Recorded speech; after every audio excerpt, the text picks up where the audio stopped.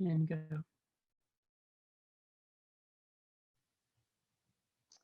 Good morning. Hello and welcome to you all.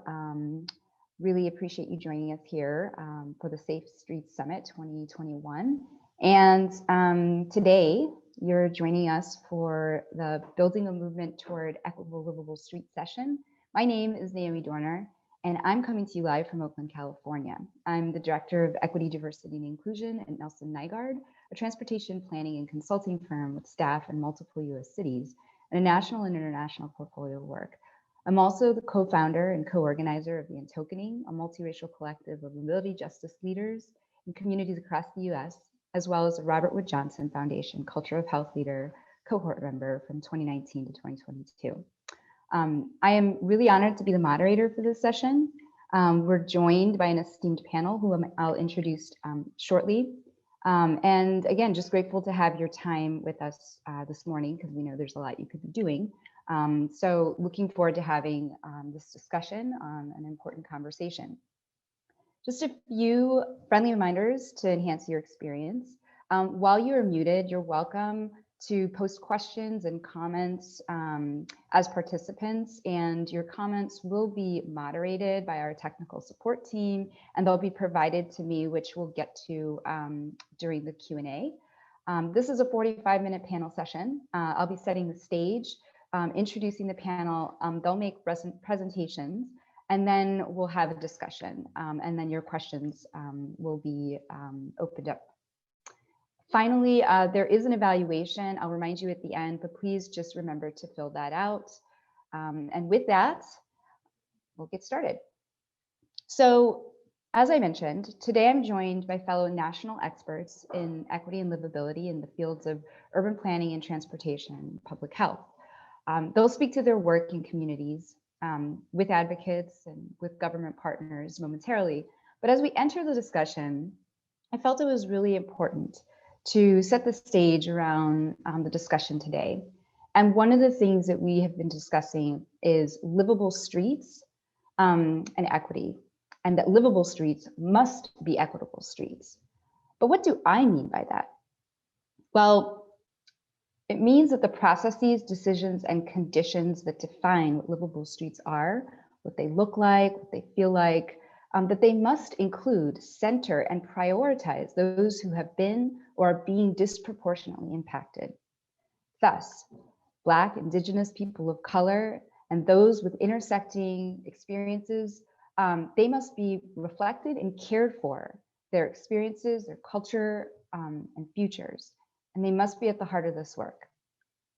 I also want to take a moment to note the word BIPOC, which I use. I wanted to take a moment to just say that this is a shorthand term used to describe varied and complex and distinct groups of communities of racial and ethnic backgrounds. It is not a descriptor for one ubiquitous or monolithic group. I wanted to make sure not to glaze over that, because where you live and work, there are many different types of racial, ethnic, and other populations. And again, it's important that they are reflected in the Livable Streets work and the broader movement. So one thing you might be wondering is, why do I lead with race? I get that question a lot, particularly when there are many communities experiencing disparate transportation and mobility outcomes, including but not limited to aging populations, which we'll be talking about today, and seniors, people experiencing disabilities, youth, and people living outside. I lead with race because it is often the leading predictor of disparities in transportation and mobility across all other lived experiences and identities I mentioned. So, for example, people of Black, Indigenous, and people of color backgrounds are often paying higher transportation costs, often having longer and slower commutes, have transit with lower frequency service, transit with lower reliability. Often those neighborhoods have little to no continuous sidewalks, little to no street lighting, little to no tree canopy, highways and high-speed arterials that have been built and historically bifurcated these neighborhoods, higher traffic volumes, higher crash rates involving serious or fatal injuries, higher levels of pollution, fewer transportation options overall and less connectivity, higher levels of police enforcement, and higher levels of traffic-related violations, fines related to parking, driving, bicycling, and walking, and on and on. So we know that the ongoing pandemic and related responses have not impacted all communities in the same way. Black and brown communities have borne the brunt of COVID-19 exposure, infections, and fatalities. And that is because they comprise the majority of frontline workers. And our communities, I say our because I am Latinx, have always shouldered the burden of inequities. So it is more critical than ever that Black and brown communities are at the heart of decisions, from transit service changes to the programming of slow or essential streets and neighborhoods to future post-pandemic plans. In doing this, we ensure true movement for equitable, livable streets and communities. And with that, I'll introduce our panelists who are going to weigh in. First up, we have Danielle, and just a brief introduction. Danielle Aragoni is the Director of Livable Communities at AARP, where she works to support state and local leaders to create great places for all people of all ages and abilities. Danielle is an urban planner with more than 20 years of professional experience, contributing to more sustainable and resilient federal, state, and local policy, including prior leadership positions at US EPA and HUD. We also have Charles Brown. Charles is the founder and managing principal of Equitable Cities, LLC, a nationally known urban planning policy research and multimedia firm working at the intersection of transportation health and equity.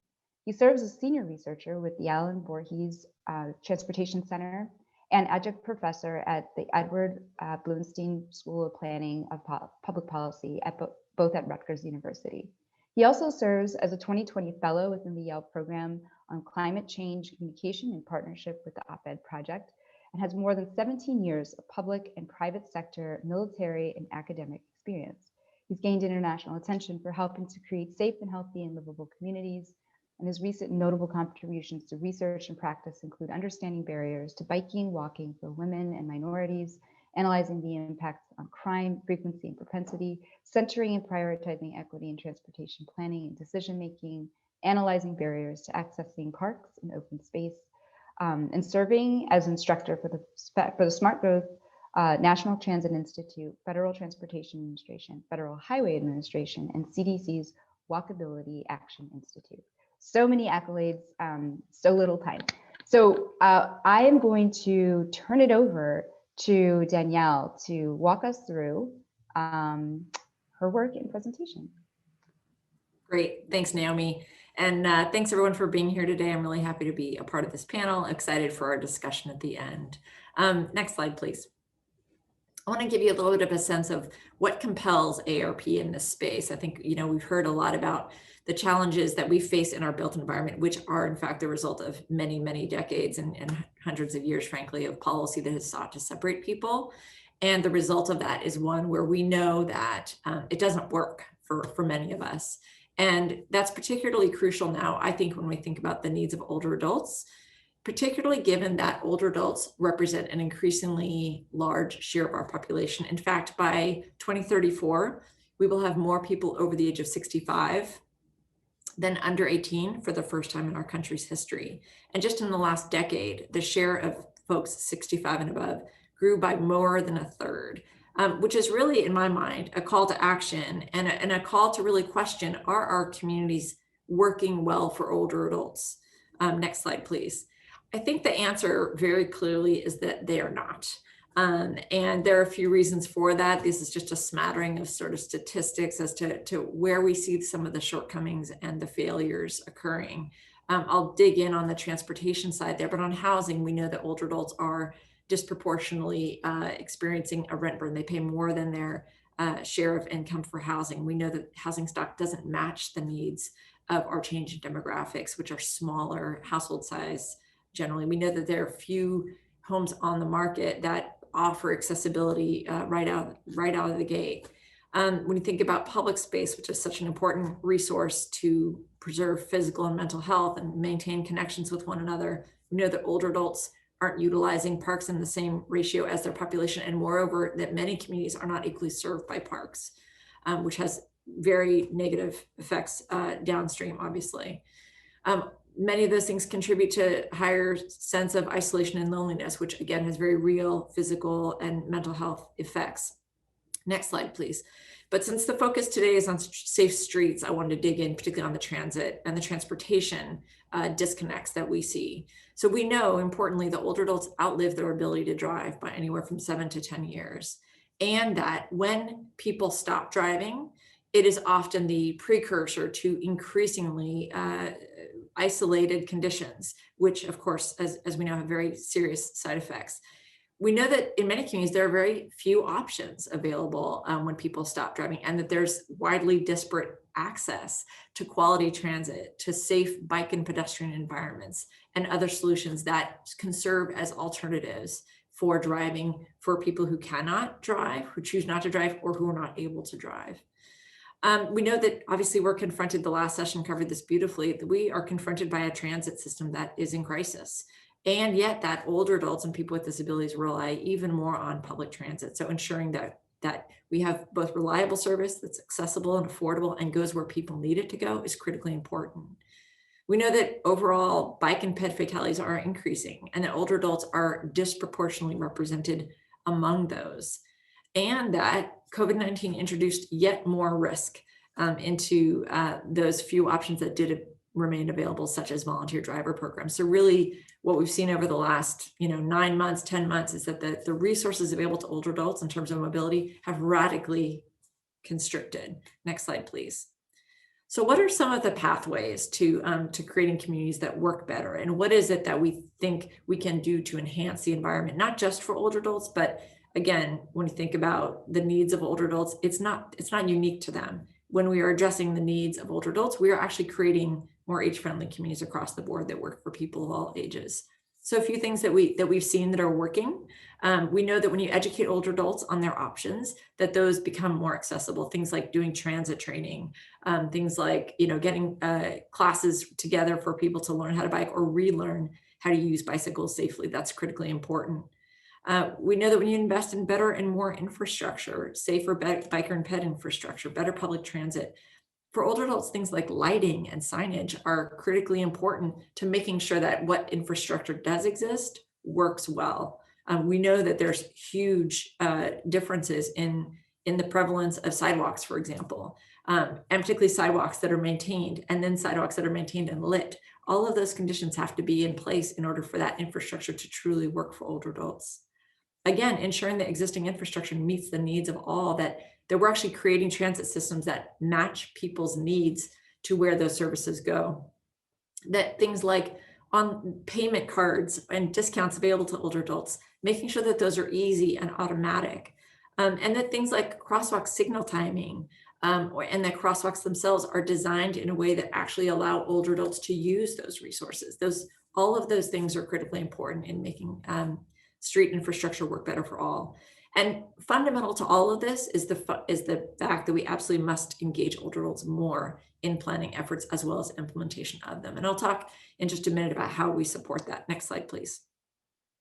So all of this is to say that from ARP's perspective, we really believe that the pathway to creating more livable, more age-friendly communities is to work with local leaders and state leaders, particularly, and community volunteers as well, to think differently about their housing, their transportation, and public spaces. And we do that in a few different ways.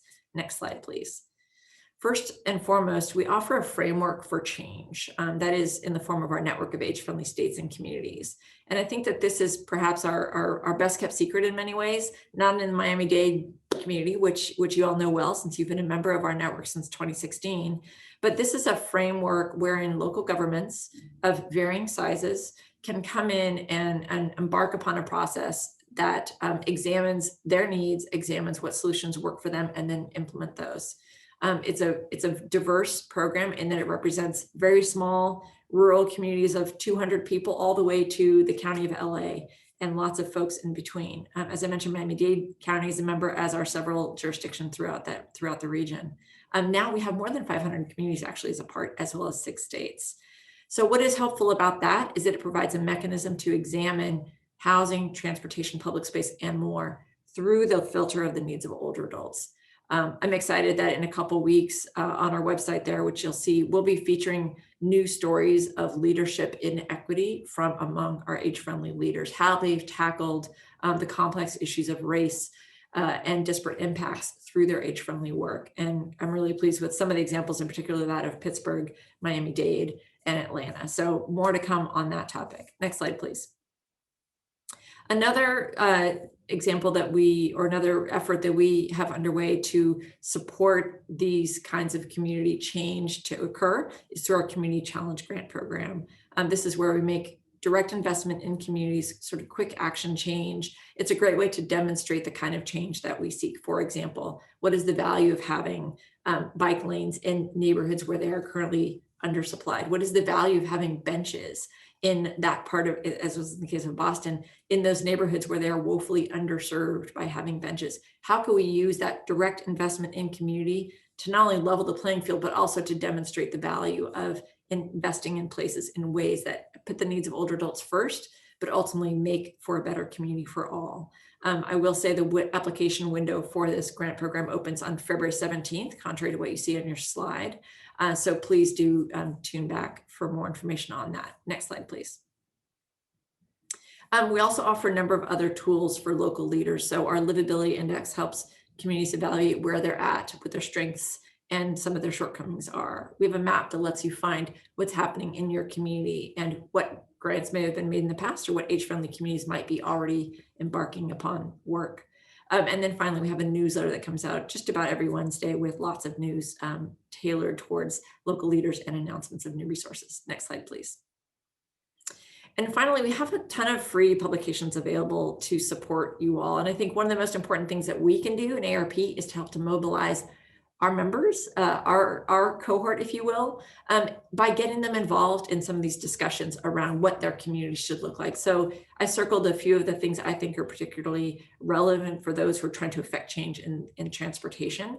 But one of the things that we come back to all the time is our walk audit, just getting people out on a walk and equipping them with the tools and the language and the filter, if you will, to examine their built environment and see what it lacks in terms of how we can make that environment is a safer place, is a really critical step towards engaging people in their community, helping to shape a more inclusive and better functioning community for all, frankly. So all of those publications, again, and more are available on our website. Next slide, please. That's it. I'll leave you with a few websites here to follow up on, but I'm really looking forward to our discussion in a few minutes too. Great, thank you, Danielle. I really appreciate your overview. And with that, I'm going to turn it over to you, Charles, to talk about your, thank you. Thank you, Naomi. Good morning, everyone. Thank you also to Danielle for that excellent presentation. My name is Charles T. Brown, and today I want to talk to you about why equity matters in creating safe, healthy, and inclusive transportation systems for all. Next slide. In order to do that, I think is first and foremost important that we have an understanding of what we mean when we discuss equity and why it's important. First and foremost, equity involves trying to understand and give people what they need to enjoy full, healthy lives. Equity is also, though, the presence of justice and fairness within the procedures, the processes, and most importantly, the distribution of resources by institutions or systems. But equity is not just a lens that you put on. Facing equity issues requires an understanding of the underlying or root causes of inequality and oppression within our society. Next slide. This is where the public health sector, I think, has gotten it right, and where transportation needs to continue to work to better understand why it's important for us to move upstream instead of focusing downstream. When you focus on downstream issues, you tend to focus on risk behaviors. What are the individuals doing to cause the outcomes in which are presented? Do those behaviors lead to disease and injury? And then does it lead to mortality? Instead of just focusing there as engineers, planners, et cetera, we have to go further upstream, as public health is starting to do, and look at the role of the living conditions and how they impact risk behaviors, and then look at the bidirectional relationship between social inequities and institutional inequities. Because when you move further upstream, what you find is that it is these social inequities that lead to the institutional inequities, and their bidirectional relationship that create the living conditions, whether it be physical environment, economic and work environment, social environment, and service environment that then impact the quote unquote behaviors of individuals, thus leading to their disease and injury and ultimately their mortality. So when an individual comes to you and say, for instance, the environment made me do it, there's some truth to that. Next slide. Couldn't be more evident in the Miami-Dade region, Dade County region. As we see here, racial residential segregation is very present there, because as you take a look at this map, blue represents where the majority of your white population lives, green represents where the majority of your Black population lives, and purple represents where the majority of your Hispanics live. As you can see, we are indeed separated by race. And this matters when we talk about livability, when we talk about equitable and inclusive streets, and when we talk about the wellness and the health and wellness of individuals all together. Next slide. Why does this matter? Because what we're starting to see in the data and in the science is that race determines one's place, which determines one's health. Next slide. And what we've seen because of this is that what we consider to be something of the past is no longer. See, history doesn't say goodbye. History says, see you later. And what's that later? Next slide. The later is that, as we know, the state of Florida is the most dangerous state for pedestrians in the nation. It is the most dangerous state for pedestrians in the nation. Next slide. So then the question becomes, how can we create a safe, equitable, and inclusive system for all? I think it's important to spend the next few minutes here teaching you about the importance of a framework. And I'll go through this framework very quickly because we'll have discussion following this. But I wanted you to walk away with a tool you can use to assess whether or not you're being fair and just in your approach to transportation decision-making. Next. The first step in the framework, or the first question you must ask around distributive justice, is who has physical access to the street, to the park, and the trail? And by who, yes, race matters, gender matters, age matters as well, but also the different modalities, whether we're talking bicycle, pedestrians, cars, freight, etc. Next. From there, you want to have a conversation around procedural justice, asking the question, who has influence over the design, the operations, and the programming of a particular space? We know that too often, racialized minority groups are left out of decision-making processes. Next. From there, interactional justice matters. You must ask, what makes people feel welcome or unwanted in a space? It's not enough to have beautiful infrastructure, places to sit, water to drink, etc., if all people do not have access to that space.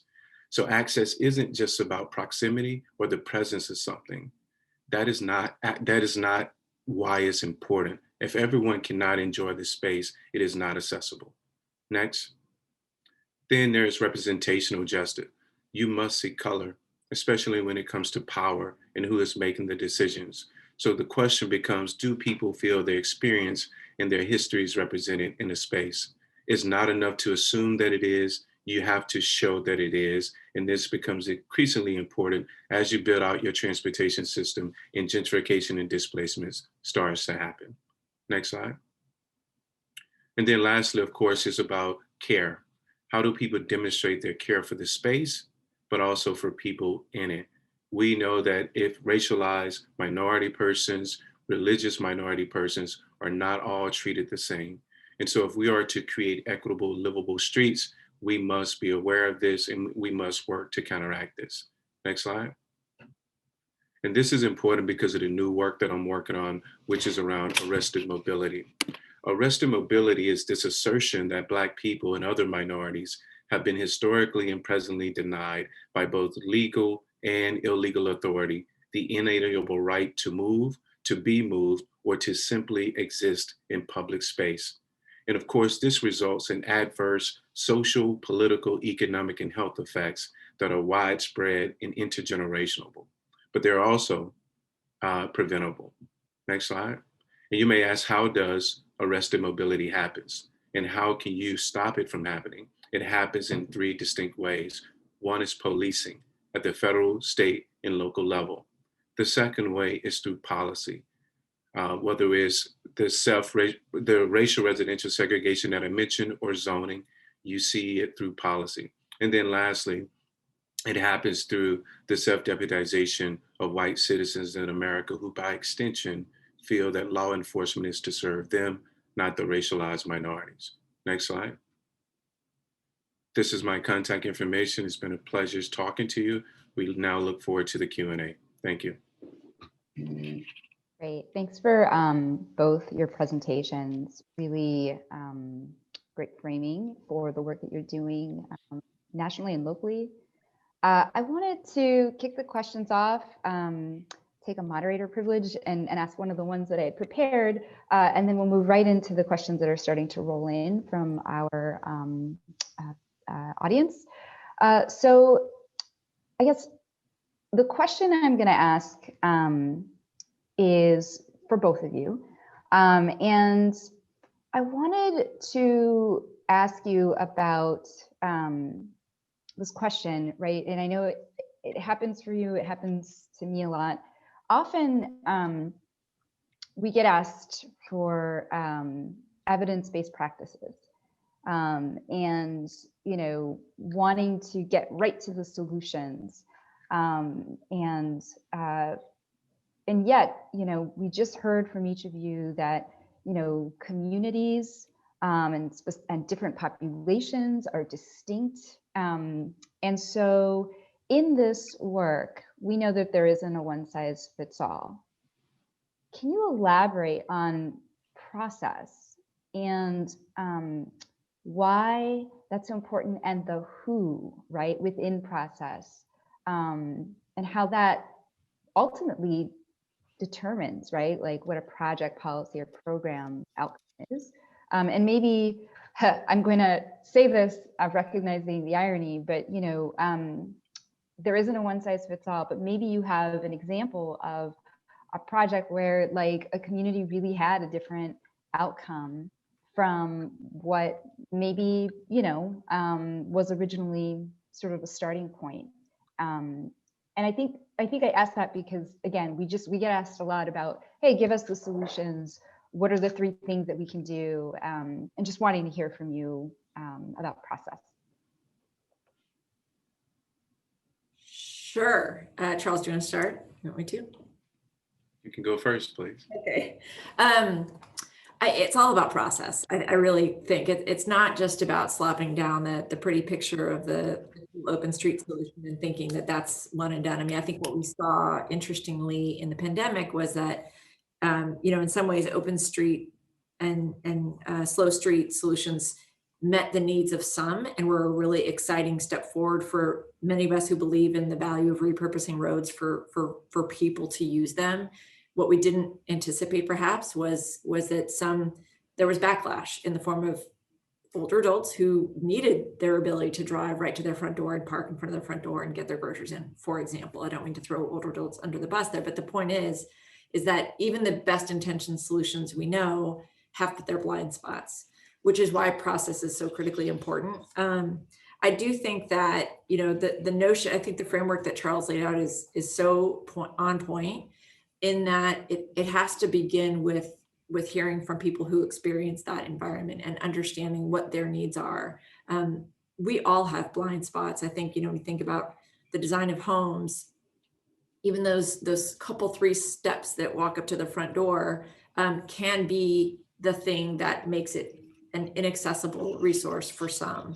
The fact that, you know, buses are designed not evenly distributed in communities means that there are people who do not have access to fresh food in the way that others do. So there are all kinds of blind spots, I think, when you prioritize, for example, speed, when you prioritize volume, that's where you're gonna maybe end up placing your transit systems where it appears that the greater need is, but you're perhaps missing the most critical needs, which are those who have systemically, persistently, and to very great negative health effects been unavailable, been made, those resources have been denied to them.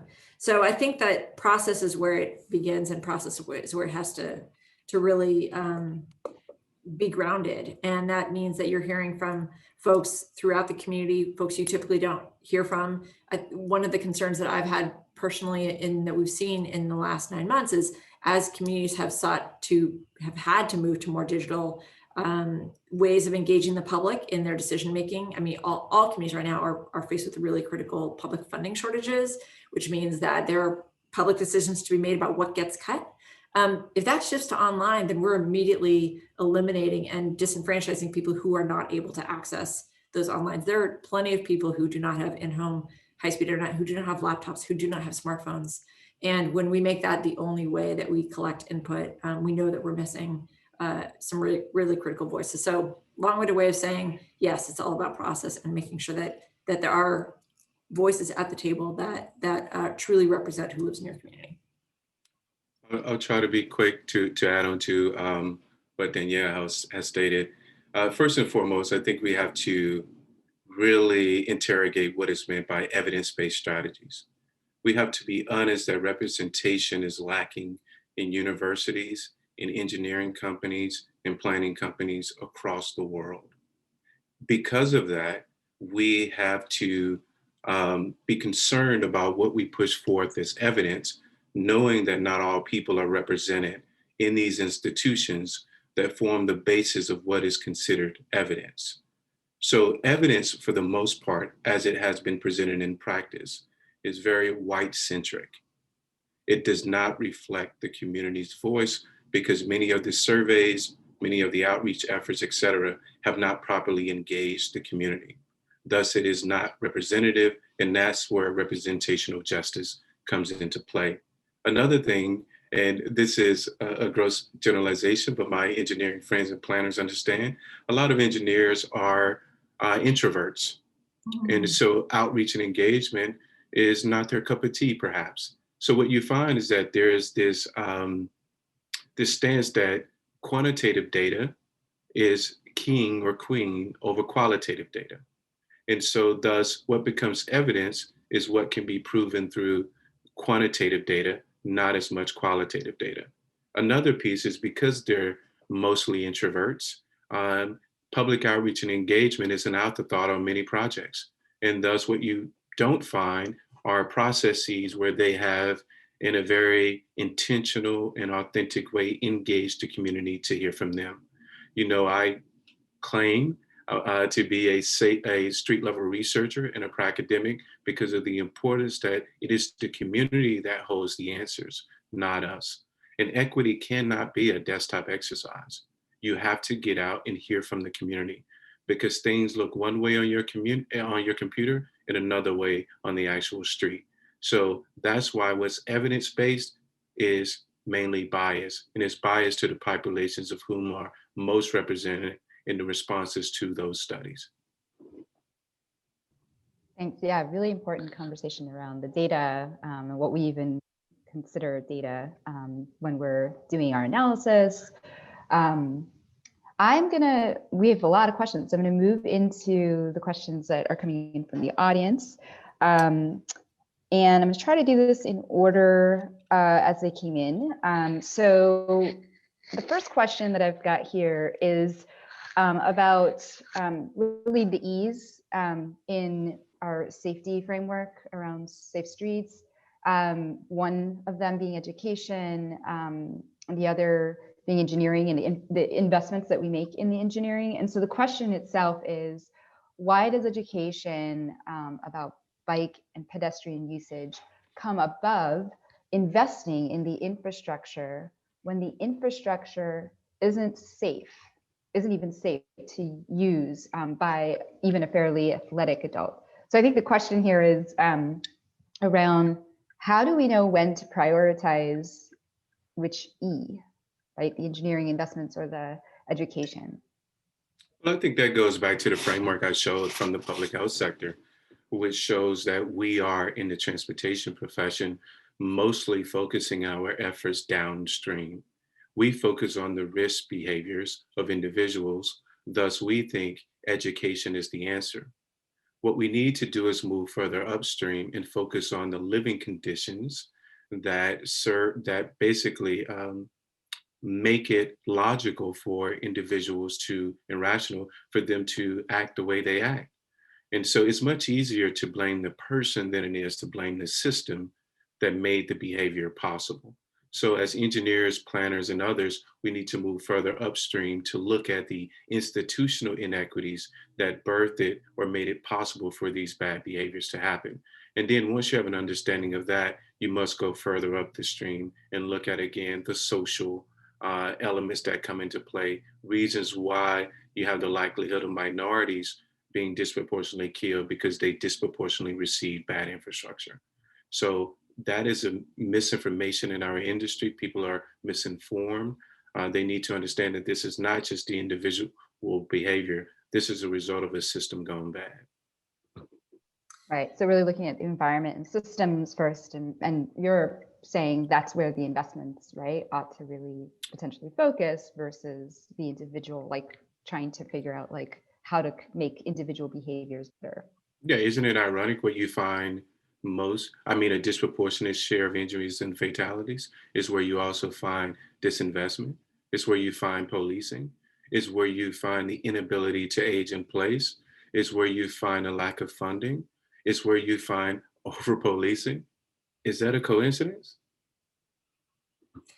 I don't disagree with any of that. I think my first reaction to this question was it's not either or. It's not about putting education on above infrastructure. It's everything needs to happen at the same time. I mean, I think, biking is a perfect example. Just a couple of days ago, we had a webinar with the League of American Bicyclists on older adults and biking, and we heard from a leader in the Minneapolis area who represents the slow roll movement, which talks about how to get folks back on bikes, or maybe who never have been on bikes, and make them feel comfortable. And he very much targets communities of color, older adults, folks who you don't think of as your typical sort of cyclists, if you will. It's not the mammals, the middle-aged men in Lycra. So how do you make that environment an inclusive one so that people know that biking is actually an option for them? So that is education. It's also about making it fun and enjoyable and welcoming. And then when people see themselves in that role, then they are then empowered to demand and state their needs.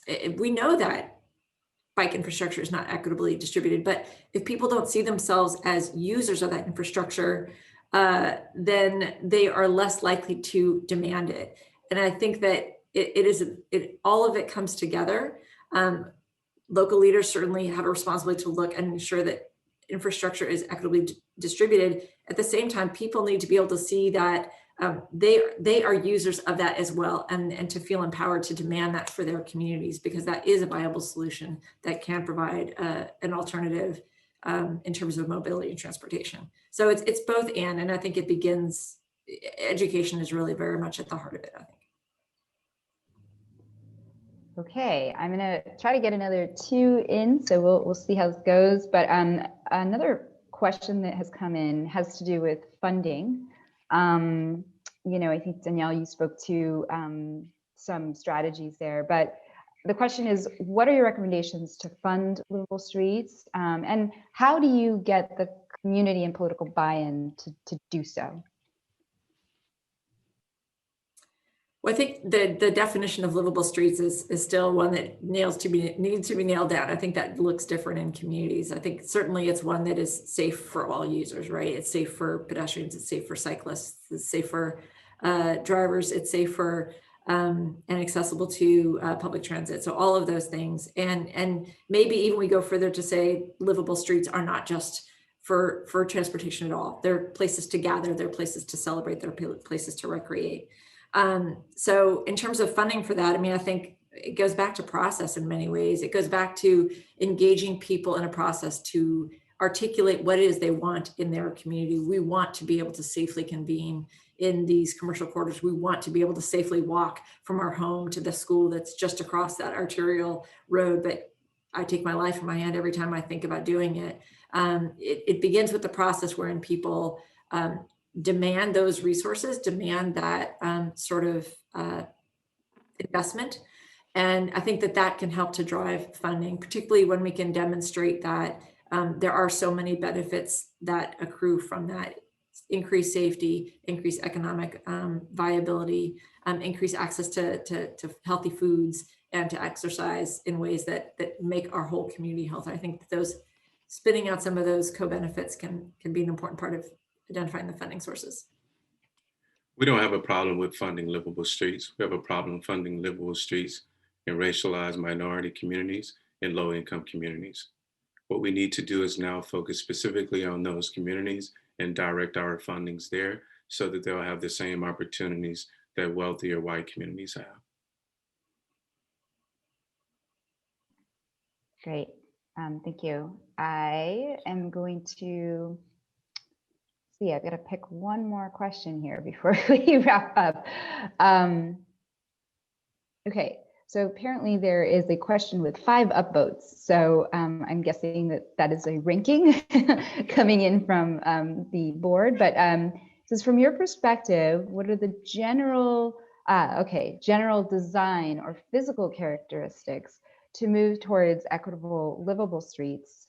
What are some tips or elements we should look for when designing streets? You know, I'm not a designer.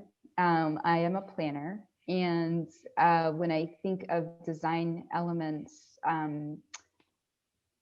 it is to me, you know, I think this whole conversation is less about the, you know, design elements and more about how the community of a specific place is reflected in the space. And so when I think of a livable street or a space that is reflective of a community and a process, I previously lived in Seattle.